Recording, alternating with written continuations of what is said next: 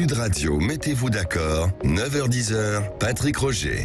Mettez-vous d'accord jusqu'à 10h, évidemment, avant de retrouver les médias, puis ensuite Jean-Jacques Bourdin, André Berkoff et tous les programmes jusqu'à ce soir, ce week-end. Tiens, je peux faire l'affiche, ce week-end aussi, Jean-Marc. Non, c'est Laurence Garcia ce week-end. Et du rugby, surtout, parce qu'il y a évidemment des matchs particulièrement importants. Là, on est dans les phases finales. Voilà, pour l'affiche. Alors, l'affiche de Mettez-vous d'accord. Ce matin, Najwa El Haïté avec nous. Bonjour. Bonjour Patrick. Christine Bouillot également. Bonjour Christine. Bonjour à tous. Bonjour Christine. François Calfon avec nous. Bonjour. C'est mieux François si vous approchez quand même du micro. Bonjour. On a évidemment j'ai une voix qui porte. Vous êtes tellement. Bah oui, c'est ça. Et puis vous êtes tellement grand que. Ça vous fait mesurer 1m combien, tiens, François Calfon? 96, mais bon. 96. On se tasse un peu avec le temps. On a un basketteur ce matin. Même si Frédéric Dabi dit tu ne Frédéric Dabi. Bonjour Patrick, bonjour à tous. Bonjour à tous. Alors on va parler des sujets qui font l'actualité ce matin et toute la semaine. Par exemple, on y reviendra tout à l'heure, mais les fusillades. Pas un jour cette semaine sans qu'il n'y ait des fusillades. À Nantes, à Grenoble, à Nice, à Marseille, à Toulouse, à Paris, enfin en région parisienne, avec à chaque fois des morts. Alors c'est souvent des règlements de compte entre trafiquants, mais c'est quand même assez incroyable, quoi. Bien sûr, cette recrudescence, on en parlera tout à l'heure. On viendra sur la laïcité, le regard des Français avec ce sondage de l'IFOP fiducial pour Sud Radio, et puis évidemment beaucoup d'autres sujets, les saisonniers, peut-être aussi le RN courroie de transmission du Kremlin en France, même si on en a déjà beaucoup parlé ce matin. Avant cela, vos coups de cœur et vos coups de gueule.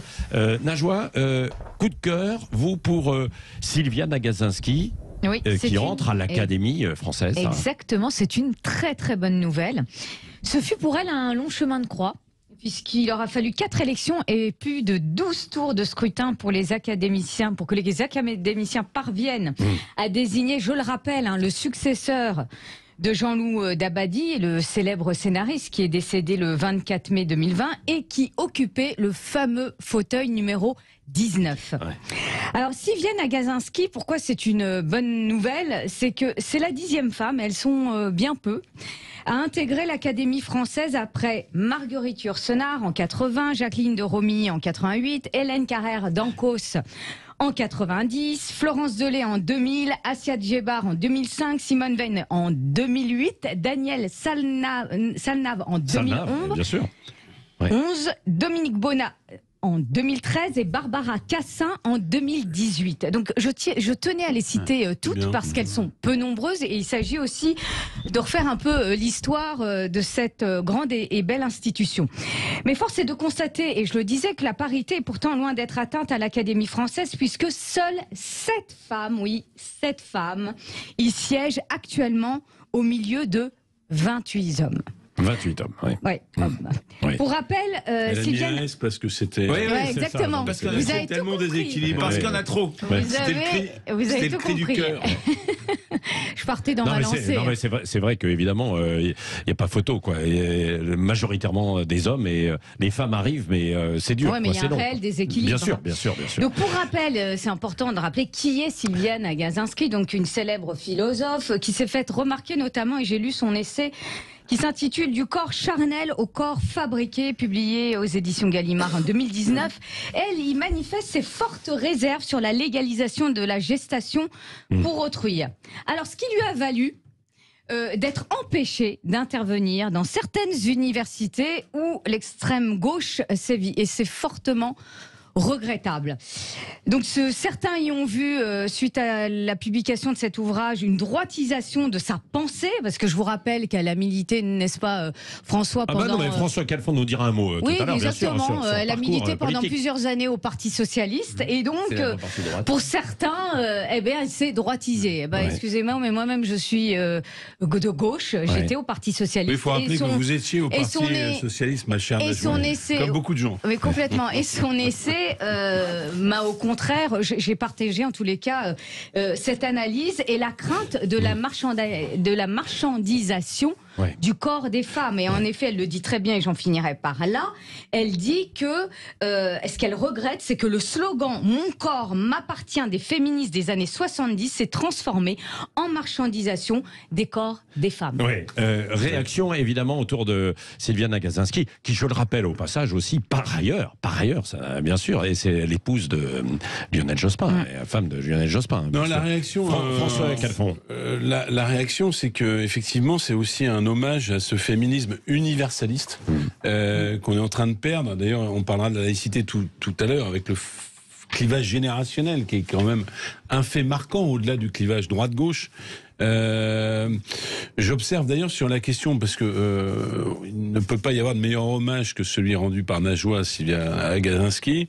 J'observe quand même que autour de ces histoires de marchandisation du corps, il y a des positions à géométrie variable. C'est-à-dire que dans le mouvement féministe, tantôt on est pour la GPA, pour des raisons d'ailleurs liées au mouvement LGBT, très clairement, et tantôt on est pour la prohibition de la prostitution. Donc il y a une forme d'incohérence qui n'a jamais été vraiment réglée, et dont on voit bien que les réalités, alors c'est pareil sur la question de la soumission des femmes, qui dans le néo-féminisme est plus appuyée suivant que ce soit une femme occidentale, et qu'il y a moins de révolte suivant que la soumission des femmes se fasse par exemple au hasard en Iran. Il y a beaucoup de gens qu'on n'a pas entendus, ou en Afghanistan.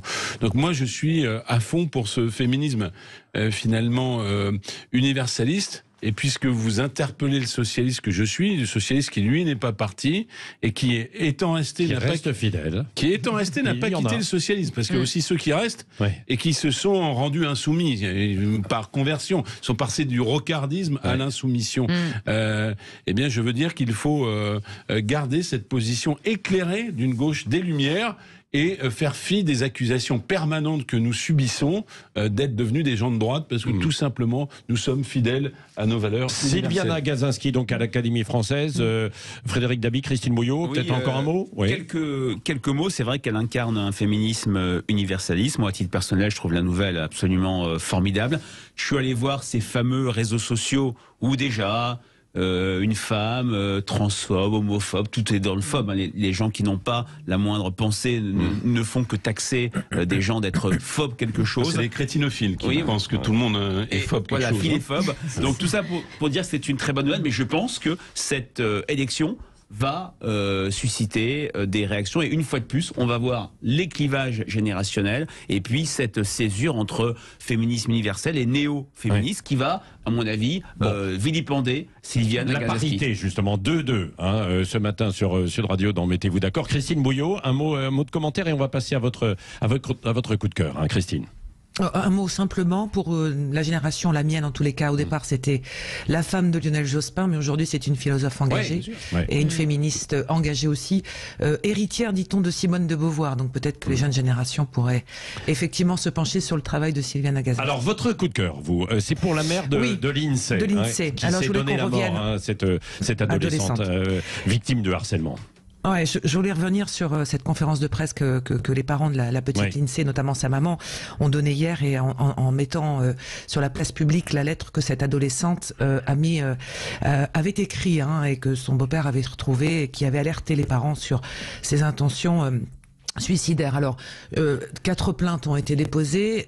C'est, j'allais dire, le cheminement presque malheureusement classique d'une famille endeuillée pour la mort de son enfant, pour essayer d'avoir des réponses. Mais il y a une des plaintes qui a été déposée contre Facebook pour défaillance du suivi de ce qui a été le harcèlement de l'INSEE. Parce que dans cette conférence de presse aussi, il y a la mère d'une de ses meilleures amies qui a également témoigné que le harcèlement continue maintenant contre la petite copine, enfin l'amie de l'INSEE. C'est-à-dire que le harcèlement continue, et je voudrais que ça interroge, parce qu'on vient de parler des réseaux sociaux, là Frédéric disait, j'ai été voir sur les réseaux sociaux, le syndicat des directeurs d'établissements et les syndicats d'enseignants ont fait une communication hier pour dire qu'aujourd'hui ce fait divers, dramatique du harcèlement était lié au phénomène du téléphone et des réseaux sociaux qui échappent absolument à tout contrôle, que ce soit parce que le collège de l'INSEE n'avait pas rien fait, puisque des élèves avaient été exclus. Je vais pas rentrer dans l'enquête, mais il avait été fait des choses. On l'a dit ce matin déjà. Oui, le harcèlement continue contre la jeune fille qui est décédée. Enfin, c'est quand même absolument délirant. Contre ses amis à elle aujourd'hui qui sont dans la peine évidemment. Donc ce contrôle du téléphone et des réseaux sociaux, et on pourra en parler tout à l'heure si on en vient au sujet des tueries qu'il y a actuellement dans les villes françaises, c'est que le monde adulte aujourd'hui, la société est en train de complètement basculer avec ces réseaux sociaux de haine complet. Et juste une parenthèse, peut-être qui n'a rien à voir mais qui en dit long. Une petite info que je vous donne. Hier, l'hôpital de Béziers, qui n'est pas une institution loufoque, a quitté Twitter. Parce qu'ils avaient fait une vidéo pour annoncer qu'ils allaient autoriser les gens à venir sans masque à l'hôpital. Le déferlement a été tel que le community manager et la direction de l'hôpital ont décidé de quitter ce réseau social qui échappe à tout contrôle, où la haine est en ligne en permanence et où il n'y a aucun contrôle. Donc c'est vous dire aujourd'hui... C'est quasiment l'ensemble des réseaux. Bon là, vous pointez Twitter, mais les autres réseaux aussi sont, bien sûr. Puisque là, vous avez parlé de Facebook pour l'INSEE dans le cas présent. Najwa, François Calfon. Moi, je n'exclurais quand même pas les responsabilités face à la vague, n'est-ce pas, de haine colportée et amplifiée par... les réseaux sociaux, du pas de vague de l'administration française. Pardon de le dire. Cette jeune fille, c'est pas ça que je dis. Plus. Non, mais c'est comment on contrôle. Je ne suis pas en opposition. Comment je suis en complément de ce que vous dites. Quand même, moi, je suis très choqué que cette jeune femme soit allée au service de police. En l'occurrence, je crois que c'est la gendarmerie, de manière extrêmement documentée, et que sa parole, sans même parler de plainte, n'ait pas été prise en compte avec des auteurs qui sont tout à fait identifiables. Et cela me paraît tout à fait scandaleux. J'ai trouvé, pardon de le dire, mais chez lui c'est une habitude, la réaction de Pape Ndiaye absolument pas à niveau. Pourquoi vous attendiez quoi du ministre de l'Éducation nationale? Écoutez, il y a des enfants en danger tous les jours, il y a des affaires de harcèlement. On nous fait des plans nationaux pour les crèches du matin au soir, alors qu'on sait très bien qu'il n'y a plus de personnel de crèche. Ce gouvernement serait bien inspiré de nous faire un plan national de lutte contre le harcèlement. Et je le dis de manière très claire, et c'est là que ça rejoint vos propos. Pardon, mais quand on parle de Facebook, la société Meta, vous mettez le beau tableau de Gustave Courbet, la création du monde, qui montre un pubis de femme nue, n'est-ce pas? Vous êtes censuré. Par contre, vous avez des campagnes de harcèlement dont l'une de ces marques fétiches des jeunes gens, j'ai nommé le réseau Instagram, est l'un des vecteurs. Eh bien, il ne se passe rien. Les réseaux sociaux tuent. Voilà, on met sur les paquets de cigarettes. Le tabac tue, les réseaux sociaux tuent dans la plus grande indifférence générale face aux géants de la Silicon Valley qu'on reçoit à Versailles comme des gens qui sont les nouveaux ticons. Moi, j'aimerais dire que la lecture de cette lettre est profondément déchirante. Lecture de la lettre, je le rappelle, de l'INSEE par l'avocat de la famille post-mortem. Moi, j'ai l'impression qu'il y a une impuissance de l'État, parce que, comme vous disiez, François Calfon, on annonce différents plans, etc. Sauf que à chaque fois, c'est toujours la victime qui doit quitter l'établissement scolaire. Moi, ça me pose qu'on a connu avec Samuel Paty. Un vrai problème. C'est-à-dire que c'est toujours la victime qui doit tête baissée quitter l'établissement scolaire. Là, en effet, vous rappeliez aussi comment ça s'est passé, mais j'ai pas lu le rapport d'enquête. Mais en tous les cas, elle a, et par l'intermédiaire de son avocat, il explique, elle a alerté, enfin, elle a déposé plainte auprès de la police. Et on prend pas en considération la parole de la victime, les proviseurs. Bon, et j'en passe. La plainte concernant Facebook, j'y reviens. Moi, pour avoir eu des affaires où des clients me disaient il faut déposer plainte contre ces plateformes. Mais je peux vous dire, c'est la croix et la bannière. Parce que leurs sièges sociaux, enfin leur siège social, puisqu'ils en ont qu'un, eh bien, est souvent à l'étranger. Et allez les interpeller à l'étranger dans des pays où vous maîtrisez pas forcément les procédures, etc. C'est très très compliqué. Parce que vous allez me dire oui, mais il y a Facebook en France, sauf que eux renvoient au siège social. Je l'ai déjà fait. C'est extrêmement c'est comme leur bénéfice qui renvoient là-bas pour pas payer l'impôt. Allez, on va poursuivre dans un instant. Évidemment, vous pouvez continuer de réagir sur peut-être qu'on y reviendra sur les réseaux sociaux et puis ce qui s'est passé dans cette affaire de harcèlement autour de de l'INSEE, donc qui s'est donné la mort. La France, la laïcité aussi. Et puis les fusillades. Christine l'évoquait aussi à l'instant avec ce phénomène et une forme de banalisation qui est tout de même inquiétante. Il est 9h17 sur Sud Radio. On revient dans un instant. Restez bien avec nous. Sud Radio, mettez-vous d'accord, 9h-10h, Patrick Roger. Mettez-vous d'accord jusqu'à 10h avec Frédéric Dabi, Najwa El Haïté, François Calfon, Christine Bouillot et beaucoup de sujets. On va revenir tout à l'heure sur la laïcité, le regard des Français sur la laïcité, sur les fusillades et ce phénomène, je le disais, assez inquiétant quand même d'une forme de banalisation. Chaque jour une fusillade en France, fusillade mortelle, meurtrière quoi, bien sûr. Alors certains disent oui mais c'est entre eux qu'ils règlent leur compte, trafiquants de drogue, mais tout de même il y a les balles perdues et tout de même il y a une circulation en fait des armes. On y reviendra bien sûr tout à l'heure, mais on poursuit avec vos coups de cœur et vos coups de gueule. On a entendu Christine à l'instant sur la mère de l'INSEE, un coup de cœur pour la mère de l'INSEE, cette adolescente qui s'est donné la mort et le harcèlement qui se poursuit en fait encore aujourd'hui sur des réseaux sociaux. Sylviane Agacinski, on en a parlé, qui rentre à l'Académie française. On va poursuivre sur ces coups de cœur ou coups de gueule. Frédéric Dabi, vous, c'est un coup de gueule, je crois. Oui. Contre les Français. Bah oui, non. Mais alors, quel Français? À Roland-Garros. Approchez-vous bien du micro, mon cher Frédéric. C'est un coup de gueule saisonnier qui devient un coup de gueule marronnier. Hier soir, Arthur Rindenknecht a perdu contre Taylor Fritz au deuxième tour du tournoi de Roland-Garros. Et déjà, il n'y a plus de Françaises et de Français en lice à Roland-Garros pour la deuxième semaine. C'est la troisième année de suite, l'année 2023, 40 ans après la victoire de Yannick Noah, qui, je le répète, et ça fait le lien avec la question de la parité, n'est pas le dernier Français vainqueur de Roland-Garros. C'est une femme, c'est Marie Pierce en 2000.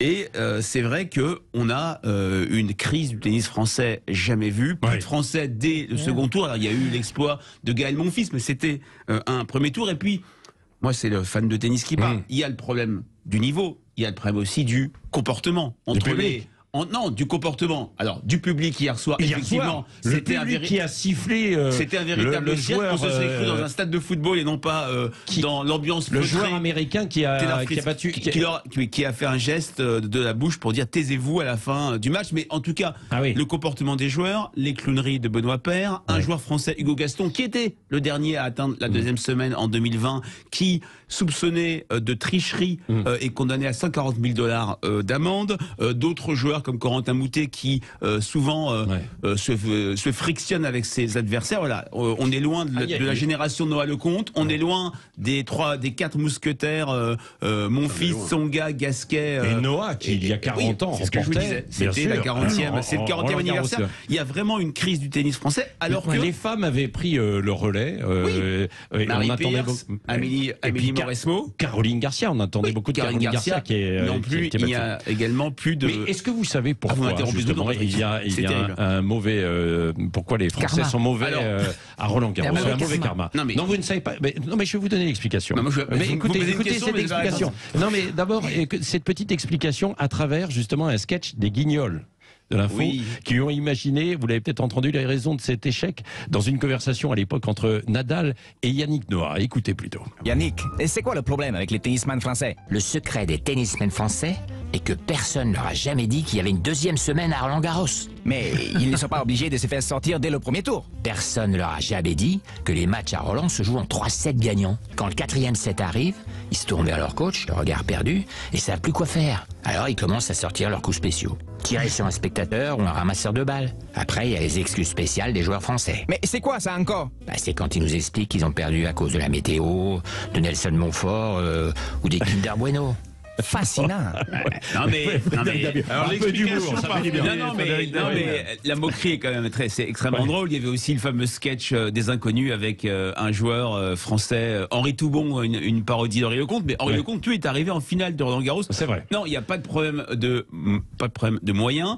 Il y a quand même beaucoup de scandales autour de la Fédération française de tennis, une gouvernance extrêmement compliquée. Et puis c'était un peu le coup de gueule de Fabrice Santoro hier sur Amazon Prime. C'est une sous-utilisation de joueurs français qui n'ont certes pas gagné de tournoi du Grand Chelem, d'anciens joueurs, mais qui ont une expérience et qui sont délibérément Vous voulez dire de côté. dans l'encadrement? Oui, dans l'encadrement. Alors, il y a aussi d'autres raisons. Alors, il y a quand même, je vais finir par une note d'espoir, il y a quand même 2 juniors français qui ont certes perdu au premier et au second tour, mais qui sont très prometteurs. Ils ont perdu quand même. Non, mais ils ont 19 ans et Arthur Fils qui vient de gagner le tournoi de Lyon.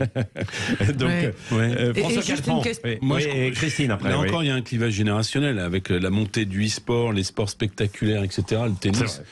Alors je le vais pas e-sport, c'est vexer du sport, Frédéric moi j'y Dabi, crois pas. mais c'est un peu le sport des années 80, façon Rotary de province. C'est le deuxième sport en nombre de licenciés en Mais France. c'est vrai, mon mais cher ça ne François. cesse. C'est plus d'1 million de licenciés, j'ai Oui. vu ça ce matin. C'est ça. Ouais. Mais ça ne cesse de chuter. Parce que, tout simplement, à part. Moi, je me souviens, je regardais Roland Garros pour éviter de réviser mes partiels ou le bac. comme tout le monde. Voilà. Moi aussi. À part pour cette bonne raison. Il y a un moment, je vais le dire violemment, je vais encore le choquer, on s'emmerde un peu au tennis. Il y a beaucoup de sports où on s'emmerde moins. Je suis pas d'accord du tout. Voilà.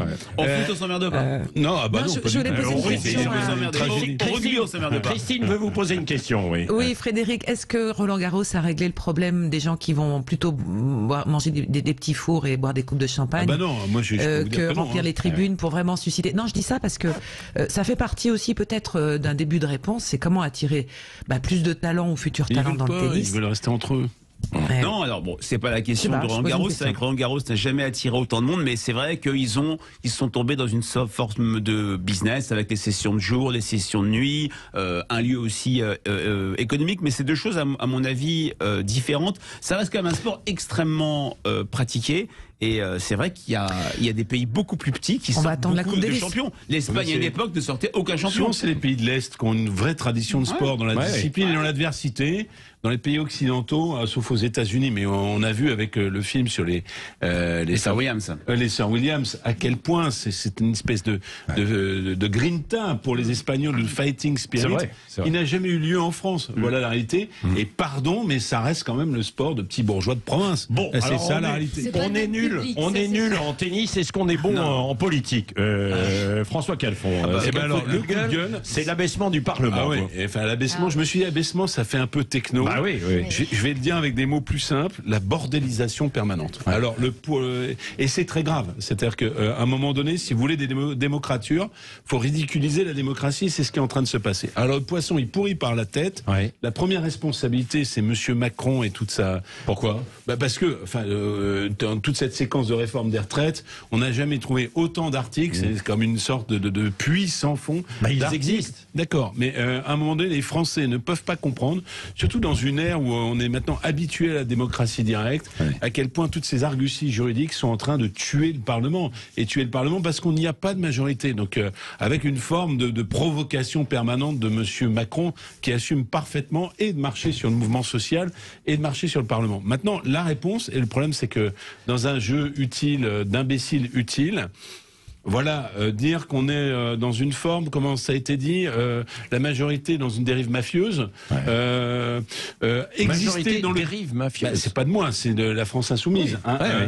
Exister par un buzz permanent. Alors j'ai vu que Monsieur Boyard ce matin était sur une proposition de loi. Oui, sur Netflix. Sur Netflix. Oui, parce qu'on qu'il y a pourrait juste. plus. Alors juste, je Parce qu'on peut précise- pas partager les comptes. Oui, voilà, c'est ça. Ça, c'est la guignolisation absolument minable du Parlement et qui est pas à la hauteur. Enfin, je veux dire, s'il veut exister sur la question des réseaux sociaux et finalement des conséquences sociales de toute cette nouvelle technologie, que Monsieur Boyard s'intéresse, comme nous le faisons ce matin, comme citoyen, au harcèlement en ligne. Il y a mort d'homme. Il est soupçonné lui-même de harcèlement. Donc Alors, c'est en plus, quelqu'un qui a mais des preuves je vais vous dire là-dessus. une chose, moi qui suis passionné de politique, c'est le citoyen qui parle, c'est pas le militant.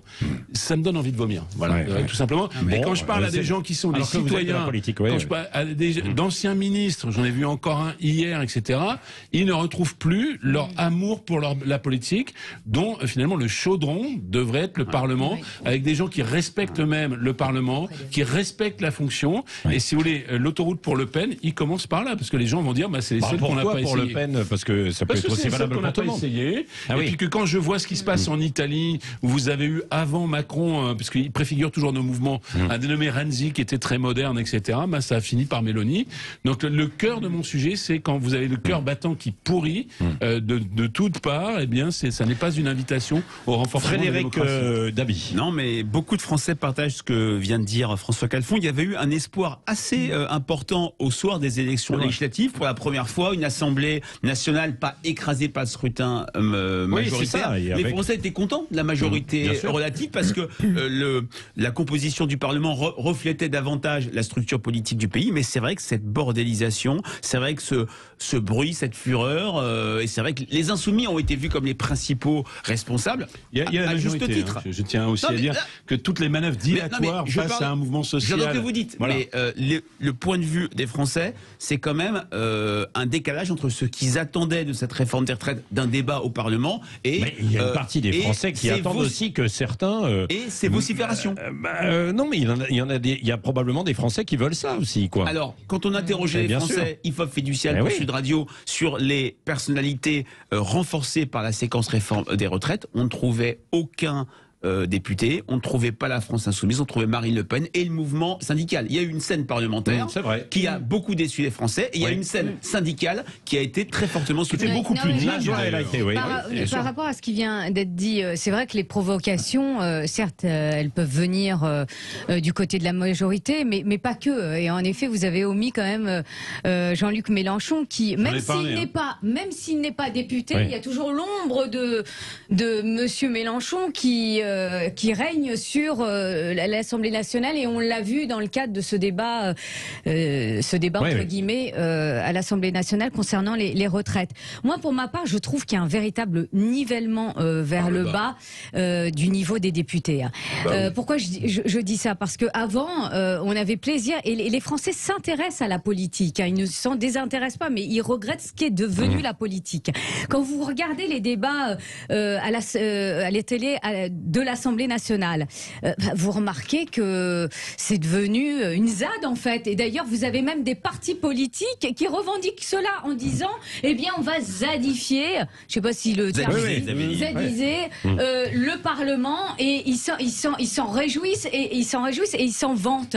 Mais c'est pas ça, la politique. Enfin, en tous les cas, la politique, c'est aussi des prises de bec parfois. Ce sont des débats, bien sûr, quoi. C'est du débat, mais du débat quand même d'un certain niveau. Parce que quand on remonte dans le temps, on a vu qu'il y a eu des prises de bec. Il y en a eu. Robert André qui voulaient en venir aux mains, quand même. Pas le même Mazo, niveau. c'était pas tout à fait C'était le pas même le même niveau. Pardon, Bernard Ponce. Bon, Bernard Ponce. oui. Alors non, mais simplement, je prends suite pour confirmer ce que dit Najwa. Enfin, je veux dire, il y a aussi un truc dans ces nouveaux députés de la nouvelle génération. Je suis le vieux con ce matin, manifestement. Mais je veux dire, faire des vidéos Sur le tennis, oui. Il en faut un. voilà. Mais non, je regrette pas le temps jadis où on respectait le tennis comme on respectait la sûr. France des Non, mais- DS et les autoroutes partout. Je regrette pas ce temps-là. Non, mais pour revenir à ça, quand même, je suis choqué de voir sur Twitter des députés, alors de toute obédience, beaucoup de la France Insoumise, faut bien le reconnaître. C'est vrai. Non, mais avec leur compte TikTok, ils sont c'est vrai. en audition à l'Assemblée. Moi, je respecte le Parlement, je respecte les institutions, et leur seul truc, c'est de poser une question. Ils postent tout et n'importe Ah ouais, quoi. c'est vrai. Ils posent leurs questions à un ministre qu'ils ont clashé, parce que c'est la culture du clash, très bien. Il n'y a même pas la réponse. Mais soyez honnêtes, les types. Posez une question, attendez la réponse. C'est ça la beauté du débat, et non pas de déverser, de partager comme un influenceur, n'est-ce pas, son intervention au Parlement sur son compte TikTok. Voilà. Bon, pour vous, c'est quoi le principe de la laïcité? C'est la question posée. Évidemment, dans le sondage et la balise d'opinion IFOP Fiducial pour Sud Radio, on va y revenir dans un instant. Et puis, sur ces fusillades aussi à répétition chaque jour. Il est 9h33 sur Sud Radio. Sud Radio, mettez-vous d'accord, 9h-10h, Patrick Roger. Sud Radio, mettez-vous d'accord. Ils ne sont pas vraiment d'accord. Depuis ce matin, Frédéric Dabi, Najwa El Haïté, François Calfon et Christine Bouillot.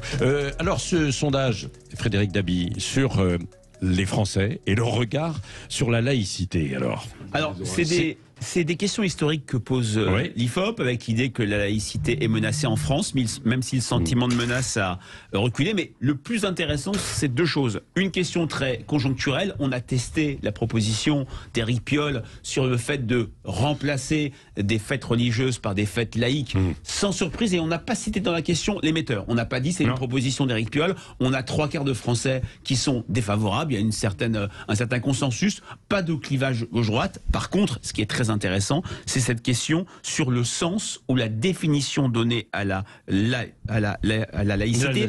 Ce qui est plus intéressant, c'est pas le résultat global. Même s'il y a une évolution forte par rapport à 2020, l'idée que la laïcité, son principe, c'est faire reculer l'influence des religions dans notre société, passe de 26% à 18%. Moins 8%, alors qu'avant, c'était cette laïcité où la religion restait dans l'espace privé. Ce qui est le plus intéressant, Patrick, c'est les clivages générationnels. Vous dites aujourd'hui laïcité à un moins de 30 ans, vous n'avez pas le même sens que à une personne de plus de 30, 40 ou 50 ans. Chez les jeunes, on va dire les moins de 35 ans, et c'est encore plus fort chez les moins de 25 ans. Qu'est-ce que c'est que le principe laïque? C'est assurer la liberté de conscience et mettre les religions sur un plan d'égalité. C'est un peu le comment dire, le slogan McDo, venez comme vous êtes, pour le voile, pour la présence de maman voile, etc. Chez une personne plus âgée, 35 ans c'est pas si vieux, mais il y a quand même 20 à 25 points d'écart, voire 30 chez les 18-24, c'est faire reculer l'influence des religions dans la société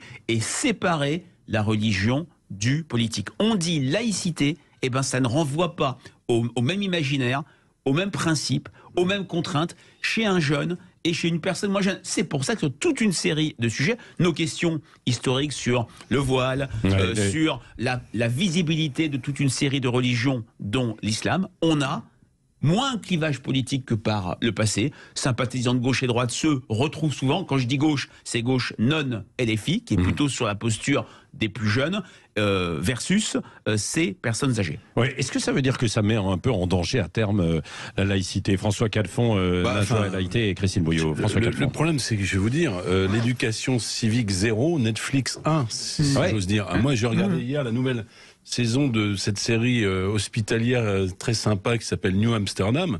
Et je n'étais pas choqué, mais j'ai vu que finalement, nous avions tout l'éventail, venez comme vous êtes, de la diversité. Alors, c'est pas contre la laïcité. Alors, vous avez un anesthésiste de petite taille, parce que maintenant, j'ose plus dire nain. Vous avez un chirurgien chinois. Évidemment, un médecin plus afro-américain, etc. Donc, les jeunes aujourd'hui sont biberonnés de cette idée que il faut tendre vers une forme d'équilibre des communautés, ce qui est une importation américaine et même pas wokiste. Cette idée qu'il y aurait une sacralisation, il y avait une question comme ça, pour vous, est-ce que c'est du sacré, la laïcité, je sais plus quel sens, qu'il y aurait un espace public qui est sacré, qui est protégé des influences extérieures, ça renvoie aux réseaux sociaux, etc. C'est une idée qui est totalement battue en brèche. Et pourquoi Netflix 1, éducation civique 0, non pas parce que l'éducation est nulle, mais parce que venez comme vous êtes, j'aime bien l'expression de Frédéric Dabi, c'est vivez sans contrainte.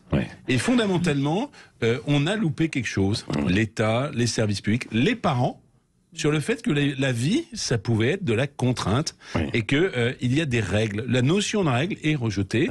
Et donc la laïcité, ça apparaît comme un truc poussiéreux qui est d'abord un facteur de règles, de contraintes des libertés individuelles. On parlera même pas des questions de genre puisque c'est pas le sujet du matin, qui sont violemment rejetées par les nouvelles générations. Oui, Najwa, vous aviez écrit laïcité et république. Oui, tout à fait. Alors moi j'ai une question à poser à Frédéric Dabier et après je vous dirai ce que je pense de ce sondage.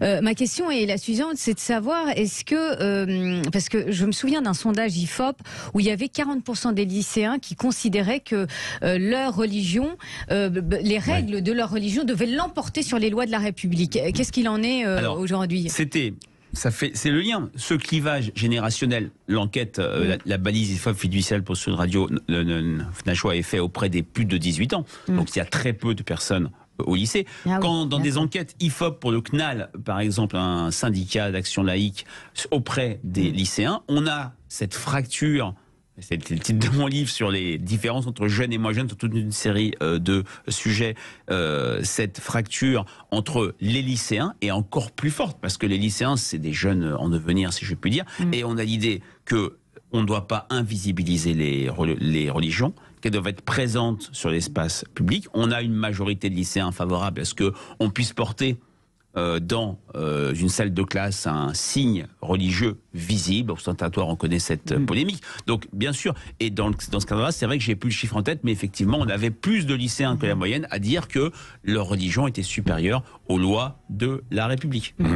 Et vous vouliez ajouter un commentaire avant Christine Bouillot. Donc, force est de constater que chez les jeunes, et c'est vrai quand vous échangez avec un lycéen, voire des collégiens, parce que je reçois au sein de mon cabinet des collégiens en stage pour découvrir ce qu'est exactement ce qu'est le métier d'avocat.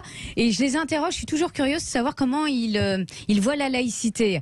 Alors certains, il y a une méconnaissance. Alors pour d'autres, non. Hein. Ils me disent, la laïcité, c'est la liberté de conscience, mais avec ce côté, venez comme vous êtes. Et c'est vrai que, vous le disiez, François Calfon, ils sont biberonnés aux séries Netflix. Et les séries Netflix, eh bien, on voit que c'est comment même l'idéologie américaine, on voit comment l'idéologie américaine est véhiculée dans ces séries-là. Et pourtant, Christine Bouillot s'est enseignée quand même la laïcité à l'école. C'est pour ça que j'ai dit éducation civique 0, Netflix 1. C'est-à-dire que il y a quand même... on aura une discussion sur le travail, ce serait pareil. Christine. Je rejoins Yvan là-dessus, c'est que bon, il y a des cours sur la laïcité, mais c'est noyé dans un programme scolaire qui est quand même relativement...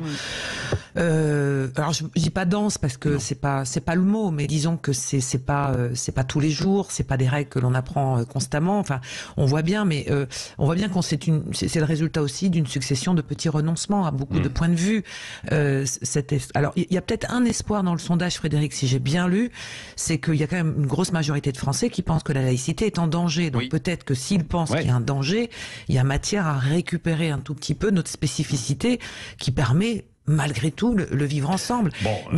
Moi qui suis passionné de sport, vous le savez, attendons de voir les JO là qui vont arriver à Paris, la gestion de cette question-là dans l'espace public et dans les enceintes sportives. La question de la laïcité, les femmes qui vont disputer des compétitions qui vont être voilées. Donc tous ces petits, on va dire petits sujets connexes qui au mis bout à bout font que effectivement, comme dit Yvan, c'est la série Netflix. François, pardon. C'est effectivement quelque chose qui Netflix 1, l'éducation civique 0. Allez, on poursuit dans un instant et on revient sur les fusillades qui ont marqué toute la semaine. Enfin, c'est pas nouveau, mais sauf que là, il y a un mort quasiment chaque jour. Sud Radio, mettez-vous d'accord, 9h-10h, Patrick Roger. Mettez-vous d'accord jusqu'à 10h avec Christine Bouillot, Najwa El Haïté, Frédéric Dabi et François Calfon. On a abordé déjà beaucoup de sujets, notamment la laïcité. Ça rejoint un petit peu le sujet que l'on va évoquer, ce sont les fusillades, parce que y a des choses qui sont hors de contrôle parfois en France, et c'est ce qui se passe sans doute dans beaucoup de quartiers en fait aujourd'hui. Il y a ces règlements de compte. Je le disais, pas une journée cette semaine sans qu'il n'y ait eu des fusillades dans des règlements de compte meurtrières. François Calfon. Deux choses sont tout à fait frappantes. Avant, il y avait un phénomène qui était circonscrit. Alors, on considérait à tort, d'ailleurs l'ancien maire de Marseille le disait, tant qu'ils se tuent entre eux, à Marseille. Il disait ça comme ça. Hein. Il y a Marseille et il y a les quartiers nord. L'ancien maire. De Gaudin ou de faire non, Gaston, je le respecte. Monsieur Gaudin, c'est l'homme de toutes les aggravations à Marseille. D'ailleurs, il a été lourdement sanctionné par les électeurs. Mais c'était un phénomène vu de Paris. Il y a eu la French Connection. Maintenant, il y a la guerre du shit entre maghrébins et ils se tuent entre eux. Bon, là, on a une diffusion à peu près partout. Et sur des motifs futiles, premièrement, et deuxièmement, d'individus qui sont les auteurs extrêmement jeunes. Pour un four, comme on dit, hein, c'est un point de deal de shit qui peut rapporter entre 15 et 50 000 euros par jour. Et tout ça tenu par des caïds qui désormais sont offshore, hein, parce que le télétravail, ça existe dans le grand banditisme, à Dubaï, au Maroc. Et nous avons un phénomène qui a été préfiguré pour une fois, pas par l'Italie, mais par les Pays-Bas, hein, où il y a une guerre de la drogue absolument phénoménale et qui se développe fortement. La deuxième chose quand même que je remarque, c'est qu'on retrouve des armes de guerre massivement en ce moment, qui se diffusent sur le Darknet, exactement comme au moment de la guerre en ex-Yougoslavie, on avait retrouvé les armes des Serbes. Et je vous le dis, puisque ça a fait le lien avec une autre actualité, cette guerre entre l'Ukraine et la Russie qu'il faudrait régler est l'occasion de tous les trafics d'armes, puisque en gros 30% financièrement de l'aide à l'Ukraine est détournée par des organisations mafieuses proches des cercles dirigeants. Hein. D'ailleurs, LCI, qui est spécialiste mondial de la guerre en Ukraine, dit qu'il y a des oligarques qui sont tranquillement sur la Côte d'Azur pendant que tout cela se passe. Et bien évidemment, il y a des armes de guerre qui se diffusent massivement sur Darknet à vil prix et qu'on retrouve. C'était Dominique Rizet, je le cite, hein, l'expert police-justice de BFM, qui dit que les armes mises en cause dans les règlements de compte à Marseille, alors l'arme n'est pas le tueur, d'accord, se diffusent largement, et on a retrouvé des armes issues de l'aide militaire ukrainienne permettent d'arroser, comme on dit dans le jargon, tel et tel four. Donc c'est quand même assez inquiétant. Et en plus, on recrute des tueurs à gages de plus en plus jeunes, en fait, aujourd'hui, pour 10 000, 20 000 euros, alors qu'auparavant, c'était à d'autres sommes. Christine Bouillot, et on continue de réagir. Christine, sur ces fusillades. Circulation des armes, ça c'est une évidence, facilité pour les trouver. Des auteurs et des victimes de plus en plus jeunes. Faut pas l'oublier, parce que aujourd'hui, alors il faudra essayer de comprendre sociologiquement, mais ça fait partie. Quand on discute avec les responsables des policiers, pour ces jeunes-là, ça fait partie du métier. Je mets des guillemets quand je dis ça. Hein. Donc c'est la vie le prix d'une vie n'en a pas. Donc on règle ses comptes pour une histoire de bout de rue, de territoire, de point de deal, de quelque chose, par les armes à feu, et on vient régler ses comptes comme ça en tuant quelqu'un de manière totalement gratuite. En tous les cas, c'est la façon. Il n'y a plus de code d'honneur comme il pouvait y en avoir avant. On revient toujours à c'était mieux avant, mais non. C'est qu'aujourd'hui, ces jeunes sont sur les réseaux sociaux, ils se mettent en scène aussi. On revient toujours à cette image que la vie humaine, n'est pas intéressante. En tous les cas, n'a pas de prix, n'a pas d'intérêt. Donc ils mettent tout sur le même plan. Prix très relatif. Quand je dis très relatif, mais pour l'appât du gain. Et tant qu'on réglera pas le problème du trafic de stupéfiants, et on réglera pas cette gangrène qui est aujourd'hui un fléau absolument colossal pour la société, eh bien vous ne pourrez pas revenir en arrière. À moins d'y mettre le paquet, d'y mettre l'armée, d'y mettre tout ce que vous voulez. Mais aujourd'hui, c'est Samia Ghali qui réclamait l'armée dans les quartiers nord de Marseille. Elle l'a encore réclamé à nouveau. Mais ça ne fait que déplacer le problème. Hein. Je veux juste le dire. C'est vrai. Quand vous mettez une compagnie de CRS dans un quartier, ça déstabilise un tout petit peu, mais ça se déplace, ça s'installe dans tous les quartiers, ça va aujourd'hui dans les petites villes. Donc plus personne aujourd'hui n'est épargné par ce phénomène de ces petits caïds qui aujourd'hui règlent leur compte à coups de Kalachnikov et qui déboulent. Je vous invite à lire le papier de nos confrères du Monde sur l'histoire de cette famille qui a vu débouler chez eux des hommes masqués qui se faisaient passer pour des policiers et qui ont tué à bout portant en pleine nuit ces deux adolescents de 16 ans. Un a survécu mais l'autre est décédé pour une histoire de mauvais coup d'œil dans un quartier, et c'est terrifiant. C'est terrifiant. Et puis c'est vrai que avant c'était beaucoup plus Marseille, les quartiers nord, ce que vous disiez, et puis quelques villes. Aujourd'hui c'est Nantua, hier c'est Cavaillon, Amiens, c'est à Tarbes, c'est partout. Tarbes, bien sûr, quoi. Frédéric Dabi, deux petites choses. L'impact sur la ville de Marseille n'est pas nul. J'ai souvenir d'une enquête IFOP pour le journal La Marseillaise, fait auprès de jeunes Marseillais, où il y avait près de 69% des jeunes Marseillais qui envisageaient de quitter la ville dans les 5 ans, 6 ans en avaient la possibilité. Ce n'est qu'un sondage, c'est du déclaratif, mais quand on les interrogeait, ils citaient comme facteur de départ les difficultés économiques et l'insécurité. Alors traditionnellement, les jeunes mettent plutôt à distance la thématique sécuritaire. Je le disais quand Christine parlait, dans ce papier du Monde, il y avait un profil sur la victimologie. Parmi toutes les victimes des règlements de compte à Marseille, il y a 2/3 de moins de 25 ans, dont parfois un mineur sur 5 dans le nombre de victimes. Et puis tout ça cache des choses très positives qui se passent à Marseille en termes de transformation de la ville, en termes de dynamisme économique et du point de vue plus général. Quand on interroge les Français sur toutes ces affaires, ils les remarquent, mais il l'associe immédiatement, et je crois que François Calfon l'a dit, à une perte d'autorité de l'État, à une impuissance de l'État. À une époque, les Français pointait sur la question insécuritaire les faits divers. Là, c'est tous les faits qui montrent l'impuissance de l'État. Oui, impuissance et hors de contrôle. Najwa, elle a été, Oui, impuissance et hors de contrôle. C'est vrai que ça touche différents territoires et ça a été dit, c'est-à-dire aussi bien les grandes villes que les zones rurales, mais aussi, et c'était extrêmement intéressant, vous aviez une interview dans Le Monde d'une des procureures de la République de Paris qui disait que ça atteint même différentes strates de la société.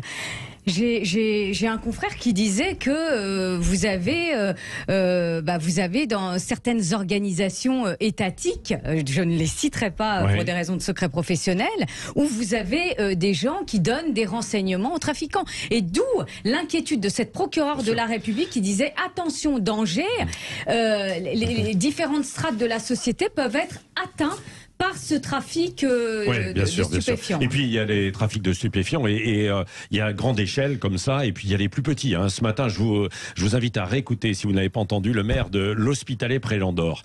C'est un petit village, enfin une petite commune. Il y a une centaine d'habitants, il y a 60 trafiquants. C'est la proximité avec Andorre, Patrick. C'est la proximité, donc ils viennent pour le tabac. Non mais bien sûr, mais ils viennent au vu de tout le monde, quoi. Et ils débarquent en fait chez les gens, ils cambriolent, etc. Donc c'est assez terrible. Ils vont chercher les paquets de cigarettes. Puis il y a beaucoup de choses qui se mêlent, évidemment. Le trafic de drogue qui passe par là aussi. Il y a des passeurs.